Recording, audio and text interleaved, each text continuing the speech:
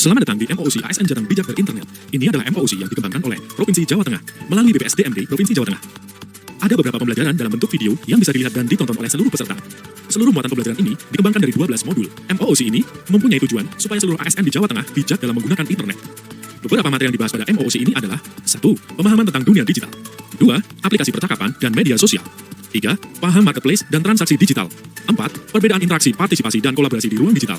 5. Tindakan etis dan tidak etis ASN dalam ruang digital. 6. Konten positif dan negatif. 7. Bebas tapi sopan di internet. 8. Bijak menjadi konsumen di era digital. 9. Melindungi identitas digital dan data pribadi. 10. Melindungi perangkat digital. 11. Penggunaan fitur proteksi perangkat digital. 12. Melindungi rekam jejak digital. Seluruh materi di MOOC ASN Jateng Bijak Berinternet dapat dipelajari secara mandiri. Bahkan, materi yang tersedia bisa di-download dan dimiliki oleh seluruh peserta. Konsep Self-Directed Learning digunakan untuk memudahkan para peserta MOOC ASN Jateng Bijak Berinternet untuk mengelola materi dan pembelajaran sesuai dengan kebutuhan masing-masing peserta. Penggunaan MOOC memang dirancang khusus untuk fleksibilitas dan efisiensi pelatihan, sehingga dapat memudahkan seluruh peserta dalam berinteraksi melalui automasi di dalam MOOC atau Massive Open Online Course.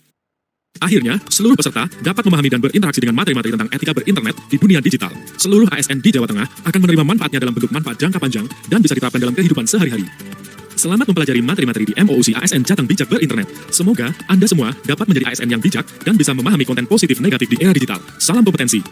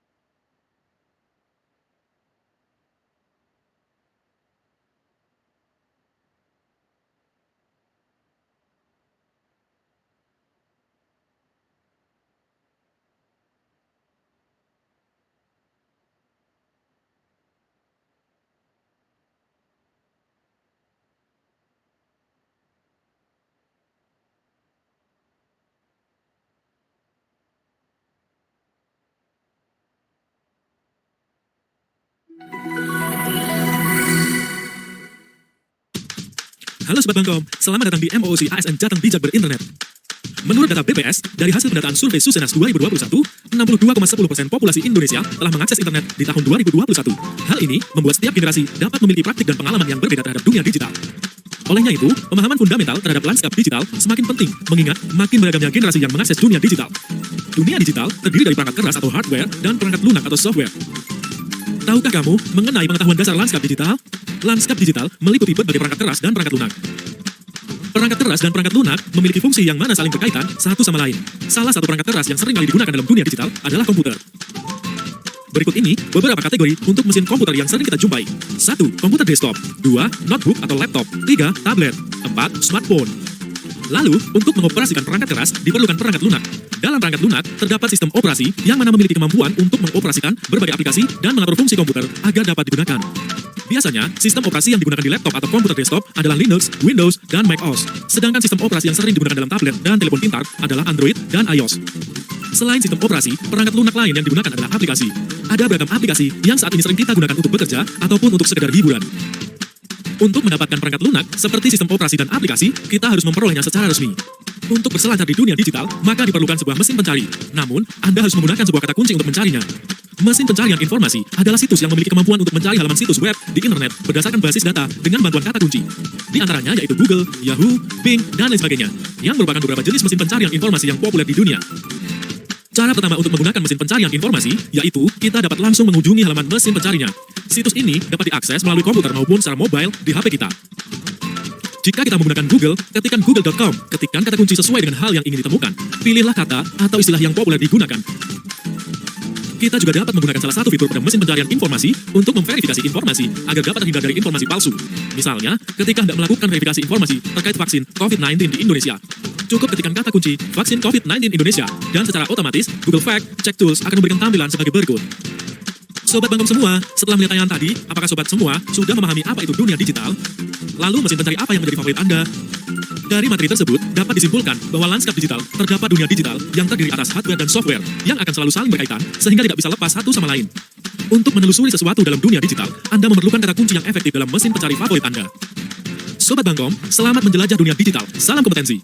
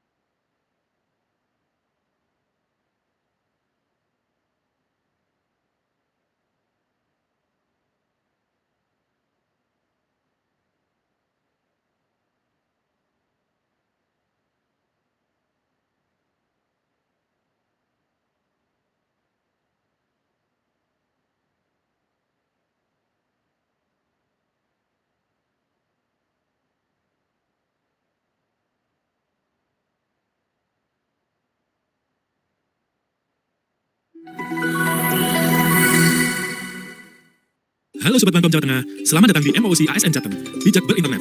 Kali ini, kita akan belajar mengenai aplikasi percakapan dan media sosial. Aplikasi percakapan menjadi salah satu garda terdepan terjadinya komunikasi daring. Terlebih, di masa pandemi COVID-19, komunikasi kini lebih banyak terjadi dalam jaringan. Sehingga, akses pada aplikasi percakapan sangat tinggi.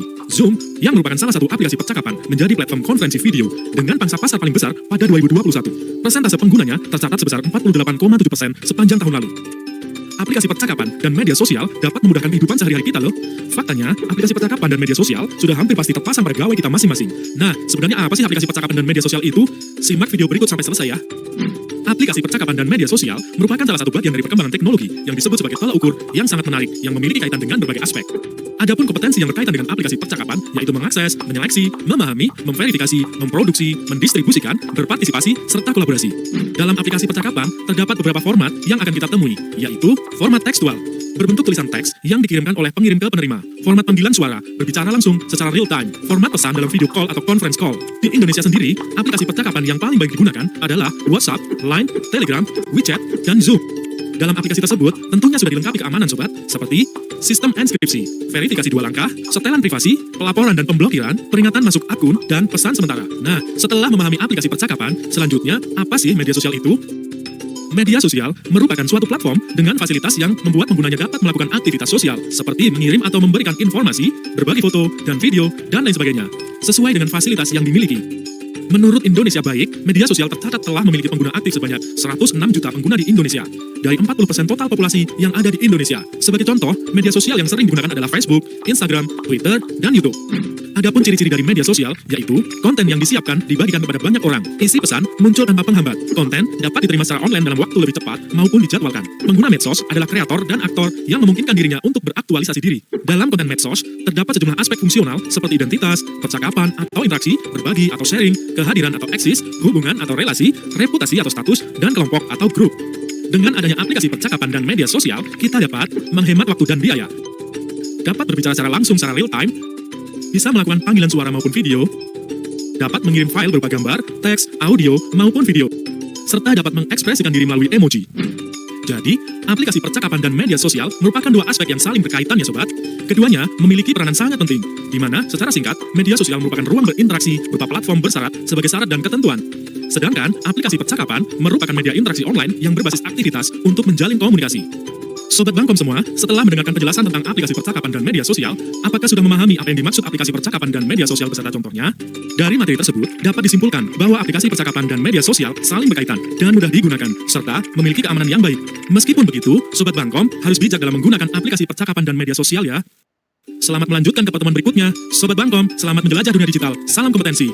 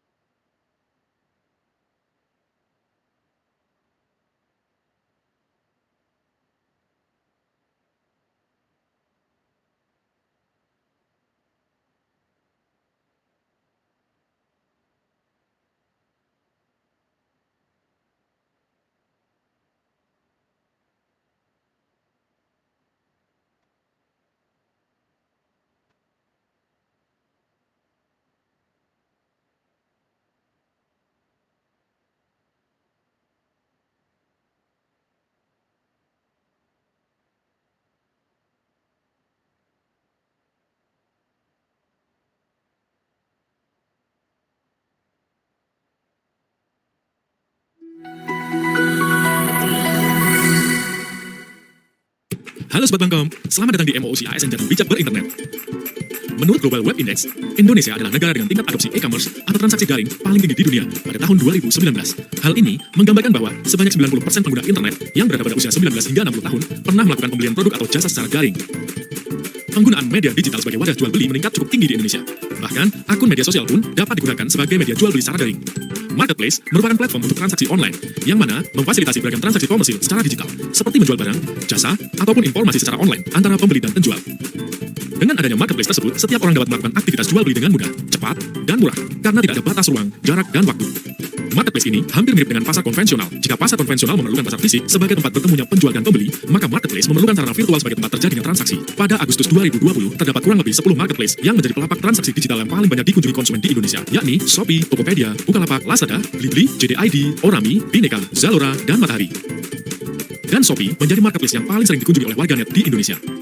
Marketplace berbeda dengan e-commerce. Dapat diibaratkan bahwa e-commerce merupakan sebuah toko digital yang mana hanya menjual satu brand dengan satu penjual. Marketplace merupakan pasar digital yang mana terdapat beragam barang dan terdapat banyak penjualnya.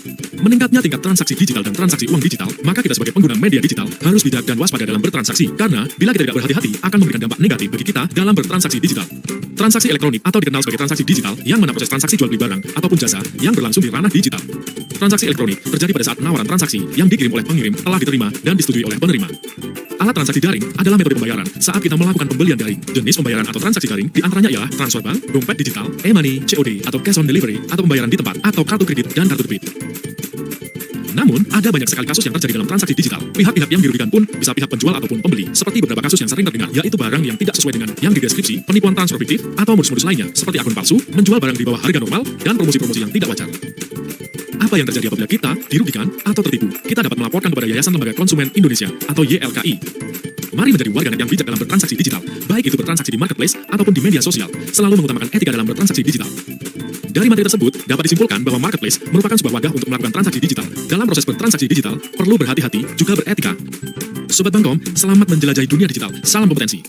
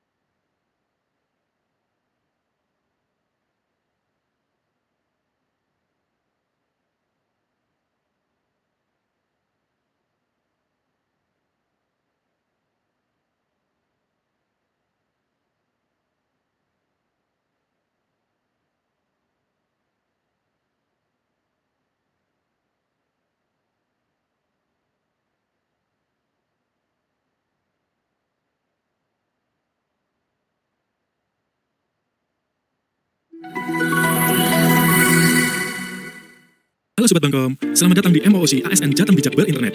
Kali ini, kita akan belajar mengenai konten positif dan konten negatif. Seperti yang sedang viral akhir-akhir ini, beredar konten hoax, KDRT, juga perundungan. Konten-konten tersebut sering beredar pada media sosial Twitter, Instagram, dan sebagainya. Video tersebut merupakan konten negatif dalam ruang digital. Berdasarkan survei masyarakat telematika atau Mastel di tahun 2017 mengungkapkan bahwa dari 1.146 responden atau sekitar 44,3% menerima hoax setiap hari. Jadi, apa sih konten negatif? Kenapa perlu dimusnahkan? Konten negatif atau konten ilegal dijelaskan sebagai informasi atau dokumen elektronik yang memiliki muatan melanggar kesusilaan, perjudian, penghinaan, atau pencemaran nama baik, pemerasan atau mengancam, penyebaran berita bohong dan menyesatkan, sehingga mengakibatkan kerugian pengguna.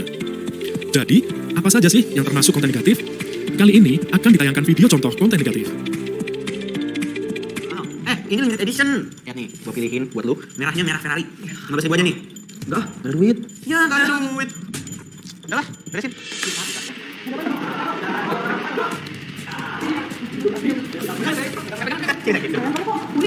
Ini aku mecat kamu saja. Kamu marah. Tuh, lihat tuh. Jangan ngomong. Kamu nggak boleh ngintip. Contoh konten negatif diantaranya 1. Hoax 2. Ujaran kebencian atau sara 3. Pornografi 4. Perjudian 5. Narkoba 6. Penipuan 7. Phishing atau malware. Tindakan melawan banjirnya konten negatif diantaranya adalah membedakan motivasi dalam mencari informasi, mengendalikan keinginan dalam mengakses informasi, menjala informasi yang bermanfaat. Jangan mengakses informasi yang dapat merugikan diri sendiri dan orang lain. Karena itu, perlu partisipasi dalam memproduksi dan menyebarkan konten positif di internet. Apa itu konten positif? Menurut Rahmawan, konten positif yaitu konten yang bernilai informatif, inspiratif, dan memiliki nilai guna. Jadi, apa saja sih yang termasuk konten positif? Kali ini akan ditayangkan video contoh konten positif. Pemikiran-pemikiran pada saat itu yang, aduh ngapain sih S2 gitu kan, ngapain sih perempuan pendidikan tinggi-tinggi, kalau misalnya ujungnya nanti di rumah. I hear that all the time from people around me, right? And I refuse to listen to it. I think that I know myself and I know what life. Contoh konten positif di antaranya 1. Tutorial 2. Pengalaman pribadi 3. Karya fotografi 4. Review 5. Artikel-artikel ilmiah 6. Opini 7. Berita. Sekarang coba refleksikan mengenai bahaya konten negatif ketika Anda bermedia sosial dan dampak negatif yang ditimbulkan setelah melihat konten negatif. Dari materi tersebut, dapat disimpulkan bahwa konten negatif mampu merusak kesehatan dan kesejahteraan pengguna sehingga harus kita perangi. Selain konten negatif, dalam bermedia sosial terdapat konten-konten positif yang dapat memotivasi dan memberikan nilai guna. Sekian pembahasan mengenai konten positif dan konten negatif. Selalu bagus dan semangat. Selamat melanjutkan ke pertemuan berikutnya.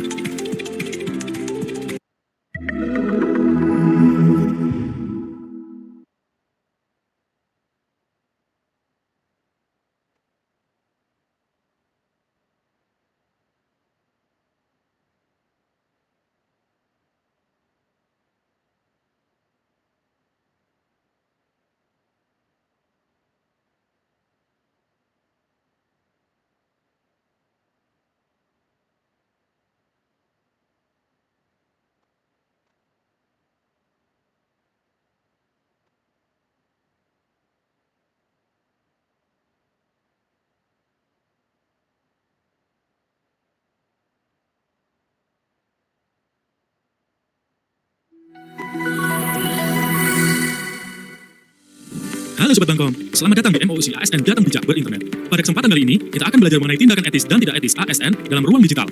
Berdasarkan surat edaran Menteri PAN RB nomor 137 tahun 2018, salah satu dari 8 poin yang harus diperhatikan ASN dalam bermedsos adalah memelihara dan menjunjung tinggi standar etika yang luhur, memegang teguh nilai dasar ASN, dan selalu menjaga reputasi dan integritas ASN. Oleh karena itu, Sobat Bangkom, perlu sekali belajar mengenai tindakan etis dan tidak etis ASN dalam ruang digital, agar nantinya dapat diterapkan dalam kehidupan sehari-hari. Yuk simak video ini. Netiquette atau netiquette merupakan etika dalam berkomunikasi menggunakan media internet.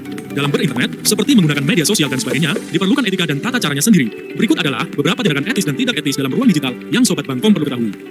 1. Tindakan etis berinternet oleh ASN. Gunakan kata atau kalimat yang sopan sehingga tidak terjadi kesinggungan. Sebarkan informasi yang positif dan valid. Sebelumnya, Sobat Bangkom harus memastikan dan memverifikasi terlebih dahulu benar atau tidaknya informasi tersebut ya. Hindari perselisihan atau perdebatan yang tidak ada ujungnya dan sia-sia. 2. Tindakan tidak etis berinternet oleh ASN. Menyebarluaskan data-data yang bersifat privacy. Membagikan informasi yang kebenarannya masih belum jelas yang berpotensi menjadi hoax. Membagikan konten-konten yang mengandung unsur sara dan pornografi. Nah, Sobat Bangkom, itu tadi merupakan contoh tindakan etis dan tidak etis ASN dalam ruang digital yang perlu kalian ketahui. Bagaimana? Bermanfaat bukan? Diharapkan setelah mempelajari materi ini, Sobat Bangkom dapat mengimplementasikannya dalam kehidupan sehari-hari ya. Dari materi dan contoh yang telah diberikan, dapat disimpulkan bahwa ASN sendiri dapat dikatakan salah satu bentuk percontohan bagi masyarakat. Maka dari itu, jangan sampai citra pemerintahan dinilai buruk akibat adanya oknum ASN yang tidak bisa beretika dalam mengakses media digital. Sebagai pengguna internet dan juga seorang ASN, perlu membanjiri media sosial dengan hal-hal positif yang dapat memberikan pengaruh positif bagi pengguna lainnya. Sobat Bangkom perlu juga untuk mengetahui terkait dengan bagaimana sih bentuk konten positif dan konten negatif. Penasaran bukan? Penjelasan lebih lengkapnya akan dijelaskan dalam pertemuan berikutnya. Sampai jumpa!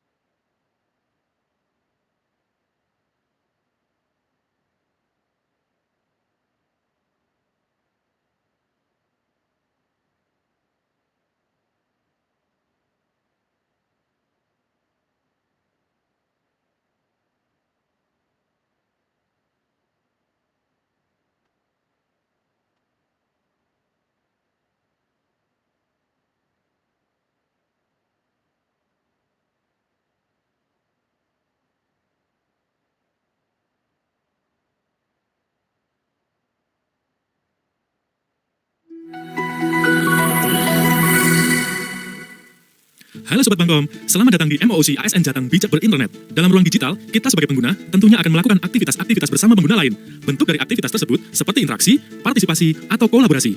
Lalu, apa perbedaan di antara ketiganya? Simak video ini sampai akhir ya. Interaksi ruang digital merupakan proses komunikasi dua arah antar pengguna terkait mendiskusikan ide, topik, atau isu dalam ruang digital. Selain komunikasi, dapat berbentuk transaksi jual beli barang, seperti live TikTok atau live IG. Penjual akan menawarkan produk dengan melakukan siaran langsung dan berinteraksi secara langsung dengan pembeli. Tapi, interaksi juga dapat menimbulkan dampak negatif. Contohnya, memberi komentar-komentar negatif di Instagram gosip artis, komentar tersebut tentunya akan menyakiti hati korban dan mempengaruhi pengguna lain juga untuk berkomentar negatif. Partisipasi merupakan proses terlibat aktif dalam berbagi data dan informasi yang bermanfaat bagi diri sendiri dan orang lain. Partisipasi dapat terjalin dalam ruang digital. Contohnya, kampanye dari Jaringan Pegiat Literasi Digital atau JAPLID dengan membuat poster berbagai pesan, salah satunya protokol kesehatan, kemudian dicetak dan ditempel di tempat-tempat umum, seperti di papan pengumuman RT, warung nasi, penjual jamu, dan lain sebagainya. Kolaborasi merupakan proses kerjasama antar pengguna untuk memecahkan masalah bersama. Terbentuknya suatu komunitas anti-hoax yang ada di Facebook merupakan bentuk kolaborasi dalam ruang digital. Komunitas ini mencegah adanya hoax dengan berbagi dan berdiskusi dalam ruang digital. Contohnya yaitu Indonesian Hoaxbuster, Indonesian Hoax, dan Forum Anti Fitnah, Hasut, dan Hoax. Setelah mengetahui masing-masing arti dan bentuk dari interaksi, partisipasi, dan kolaborasi, apakah kamu sudah memahami perbedaan di antara ketiga hal tersebut? Interaksi, partisipasi, dan kolaborasi merupakan aktivitas-aktivitas dalam ruang digital yang dapat menimbulkan dampak positif maupun dampak negatif. Kita perlu berhati-hati dalam berinteraksi terhadap pengguna lain dalam ruang digital. Karena kesalahan atau konten yang bersifat negatif dapat memiliki konsekuensi secara hukum pidana yang diatur pada Undang-Undang Informasi dan Transaksi Elektronik atau UU ITE. Lalu, bagaimana perbedaan tindakan etis atau tidak etis dalam ruang digital? Kamu dapat mempelajarinya dalam pertemuan selanjutnya. Selamat menjelajah dunia digital. Salam kompetensi.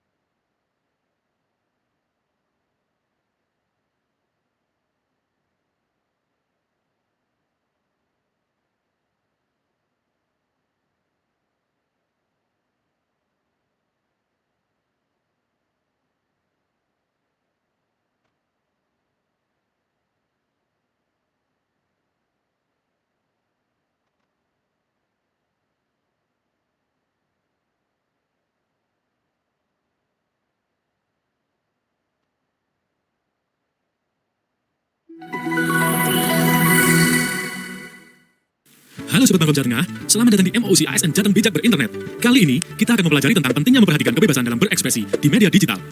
Dalam perkembangan teknologi, berkembang pula jenis-jenis media massa. Dari media tradisional yang bersifat analog, berkembang menjadi media baru yang bersifat digital. Maka, ruang berekspresi publik menjadi lebih beragam. Nah, oleh karena itu, penting bagi kita untuk mengetahui batasan-batasan kebebasan berekspresi. Mari kita cermati video ini sampai selesai ya. Kebebasan berekspresi adalah salah satu wujud hak asasi manusia yang tak bisa dilepaskan dari kebebasan mencari, menerima, dan berbagi informasi. Kebebasan berekspresi bukan tanpa batas. Negara melindungi kebebasan berekspresi. Akan tetapi, bebas itu bukan tanpa batas. Batas-batas kebebasan berekspresi yaitu tidak boleh melanggar hak dan melukai orang lain, serta tidak boleh membahayakan kepentingan publik, negara, dan masyarakat. Jenis informasi yang dilarang diantaranya 1. Pornografi, khususnya pornografi anak. 2. Penyebaran ujaran kebencian. 3. Hasutan pada publik untuk melakukan pembunuhan, mulai dari homicide atau pembunuhan tunggal hingga genocide atau pembunuhan massal. 4. Advokasi nasional, ras, atau agama yang bisa memicu hasutan diskriminasi, kekerasan, dan permusuhan. Refleksikan mengenai kebebasan berekspresi di internet. Jangan sampai melanggar hak orang lain, membahayakan keselamatan, atau bahkan berpotensi menimbulkan kekacauan di tengah publik. Dari materi tersebut, dapat disimpulkan bahwa kebebasan berekspresi di ruang digital memiliki batas-batas yang sama dengan hak-hak digital. Oleh karena itu, penting bagi kita untuk dapat memahami bagaimana berekspresi dengan bebas tapi sopan di dunia digital. Sobat Bangkom, selamat menjelajahi dunia digital. Salam kompetensi.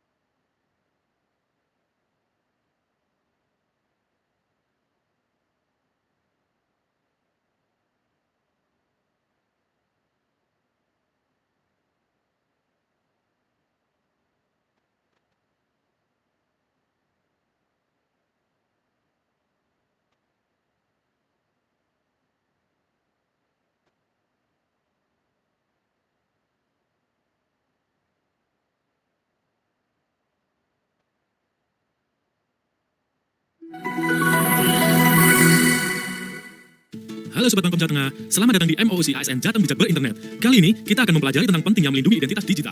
Belakangan ini, terdapat banyak sekali kasus kebocoran identitas digital yang merugikan masyarakat.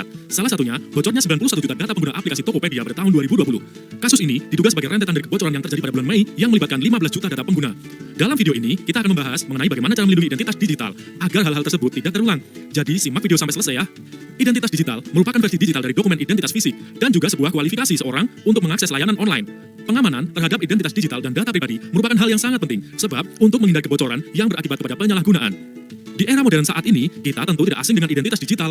Hampir di semua media sosial memerlukan identitas digital tersebut agar bisa terdaftar. Namun, salah satu masalah yang sering dihadapi adalah terjadinya kebocoran yang berakibat fatal. Berikut ini adalah 3 langkah yang dilakukan dalam melindungi identitas digital kita. 3 langkah yang bisa dilakukan dalam melindungi identitas digital kita. 1. Pastikan memilih menggunakan identitas asli atau samaran saat mengelola akun platform digital, serta bertanggung jawab atas pilihan tersebut. 2. Amankan identitas utama, yakni alamat surat elektronik atau surel yang kita gunakan untuk mendaftar suatu platform digital. 3. Lindungi dan konsolidasikan identitas digital dalam berbagai platform digital yang dimiliki. Tips perlindungan data pribadi. 1. Gunakan password atau sandi yang kuat. Gunakan secara berbeda di setiap akun platform digital yang dimiliki dan diperbarui secara berkala. 2. Pahami dan pastikan pengaturan privasi di setiap akun platform digital yang dimiliki sesuai dengan tingkat keamanan yang dibutuhkan. 3. Hati-hati mengunggah data pribadi di platform digital karena keamanan data pribadi kita tidak selalu terjamin. 4. Hindari untuk membagikan data pribadi kita seperti tempat tanggal lahir, nama ibu kandung, password berbagai akun platform digital. 5. Hindari berbagi data pribadi orang lain, baik keluarga, teman, maupun kenalan di dunia maya, sebab data mereka adalah privasi mereka. 6. Hindari memasukkan data pribadi yang penting saat berinteraksi dalam platform digital dengan menggunakan Wi-Fi gratis di tempat publik. 7. Pahami dan pilih aplikasi yang dipasang di gawai, hanya mengakses data yang dibutuhkan dan bukan data pribadi kita lainnya. 8. Selalu lakukan pembaruan perangkat lunak yang digunakan dalam gawai untuk meminimalisir risiko ada celah kebocoran. 9. Waspada jika ada komunikasi atau aktivitas mencurigakan, baik dari akun dengan identitas digital yang kita kenal maupun tidak kita kenal. Refleksikan mengenai bahaya kebocoran identitas digital ketika Anda bermedia sosial dan dampak negatif yang ditimbulkan setelah terjadi kebocoran tersebut. Dari materi tersebut, dapat disimpulkan bahwa pengetahuan mengenai pengamanan identitas digital sangat penting, sebab hal tersebut dapat menimbulkan kerugian di masa mendatang. Oleh karena itu, diperlukan langkah-langkah untuk melindungi identitas tersebut. Selain identitas digital, hal lain yang perlu dilindungi adalah perangkat digital. Penjelasan lebih lengkapnya akan dijelaskan dalam pertemuan berikutnya. Sampai jumpa kembali.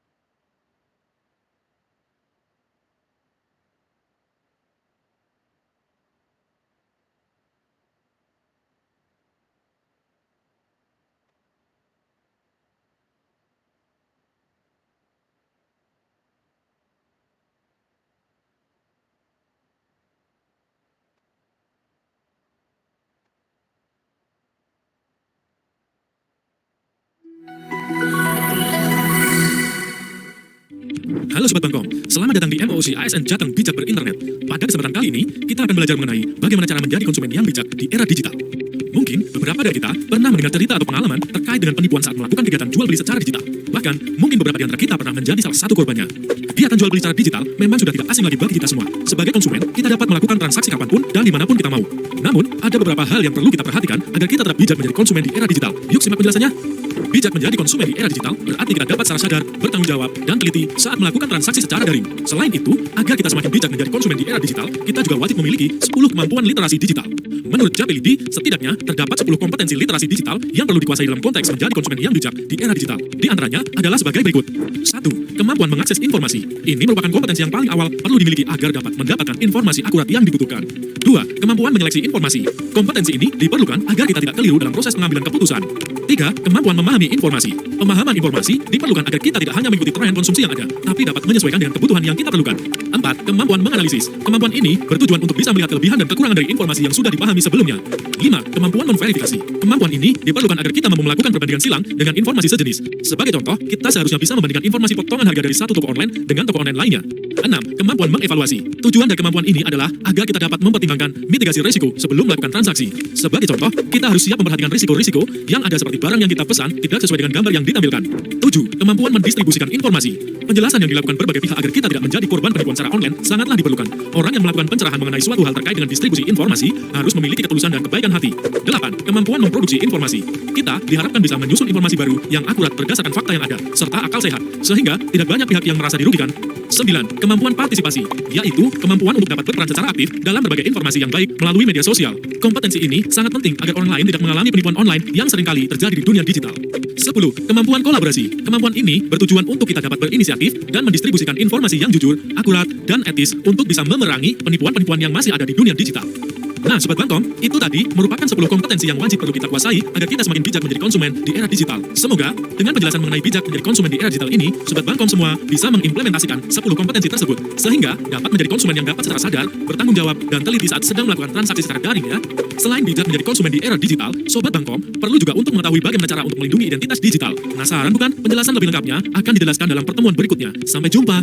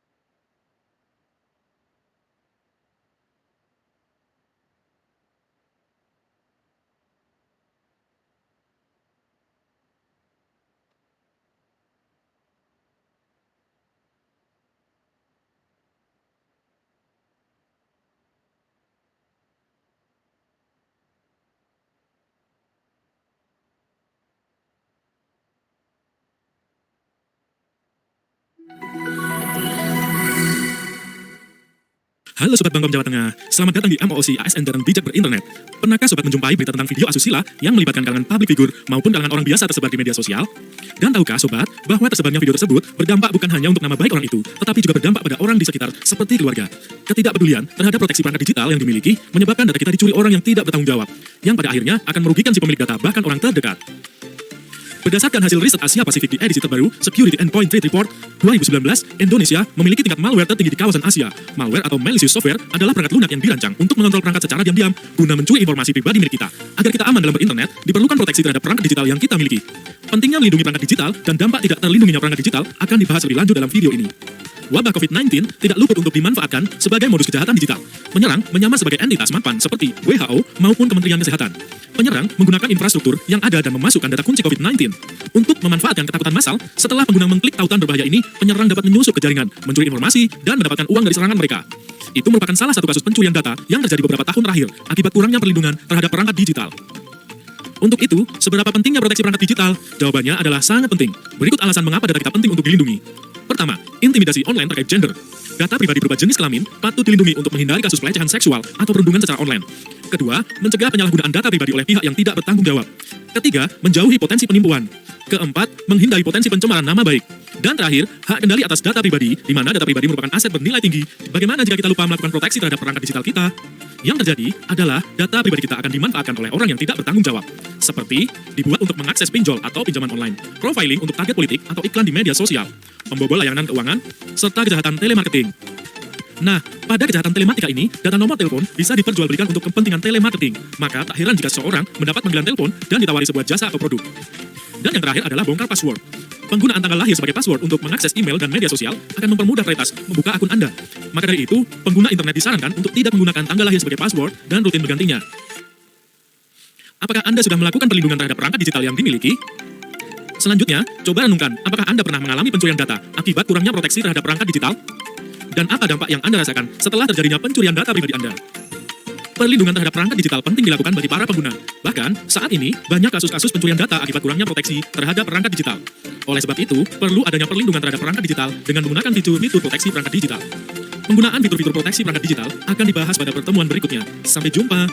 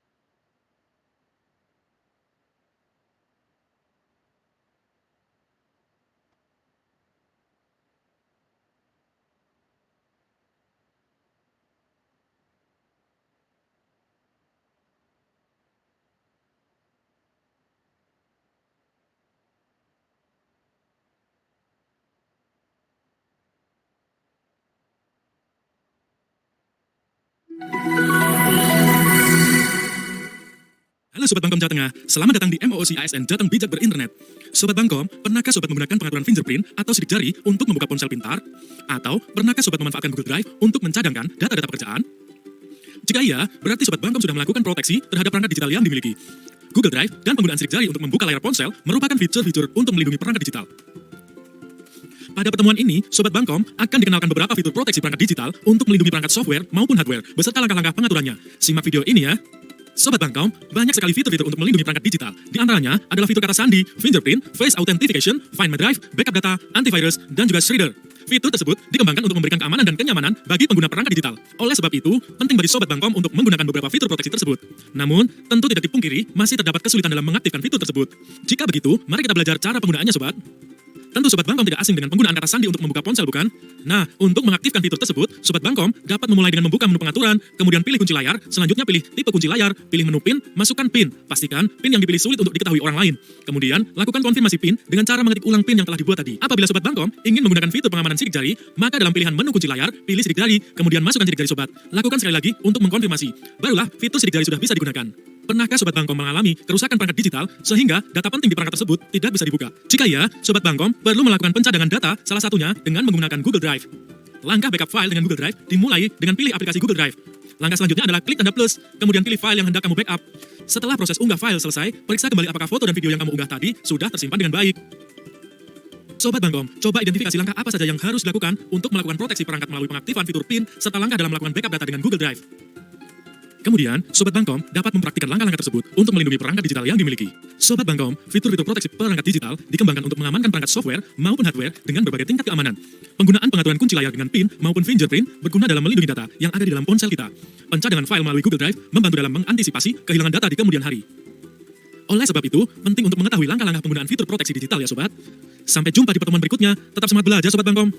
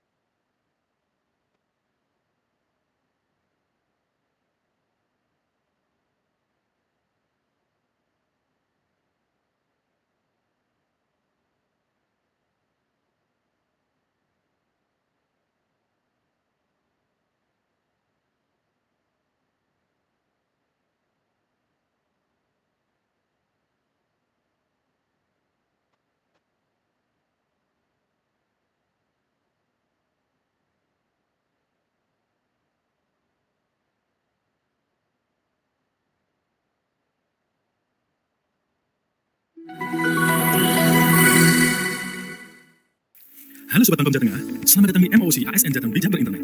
Kali ini, kita akan mempelajari tentang pentingnya pemahaman melindungi rekam jejak digital. Belakangan ini, terdapat banyak sekali kasus para pejabat yang tersandung kasus masa lalu karena rekam jejak digital yang buruk. Akibatnya, tingkat kepercayaan masyarakat terhadap pejabat tersebut menurun dan menghilangkan citra baik pada dirinya. Dalam video ini, kita akan membahas mengenai bagaimana cara melindungi rekam jejak digital. Jadi, simak video ini sampai selesai ya. Jejak digital merupakan data yang ditinggalkan pengguna setelah menjelajah internet. Tidak seperti jejak kaki, jejak digital tidak bisa dihilangkan seketika. Oleh karena itu, jejak digital harus dikelola dengan baik agar tidak terjadi hal-hal yang akan merugikan di masa mendatang.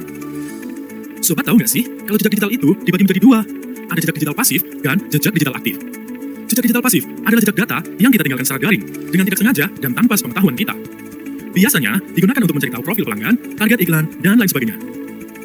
Sedangkan jejak digital aktif mencakup data yang dengan sengaja kita kirimkan di internet atau pada platform digital.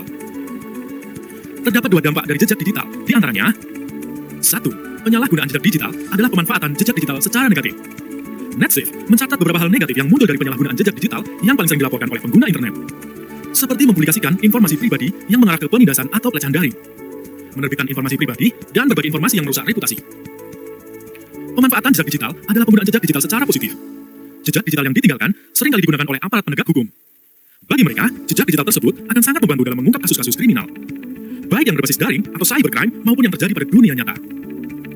Meskipun media sosial seseorang tidak selalu menggambarkan keadaan sebenarnya, namun seringkali media sosial menjadi patokan untuk menilai. Banyak orang mengambil kesimpulan tentang orang lain hanya berdasarkan unggahan yang ia tinggalkan pada media sosialnya. Refleksikan mengenai bahaya rekam jejak digital buruk yang kemudian akan berdampak pada kehidupan sosial ekonomi Anda.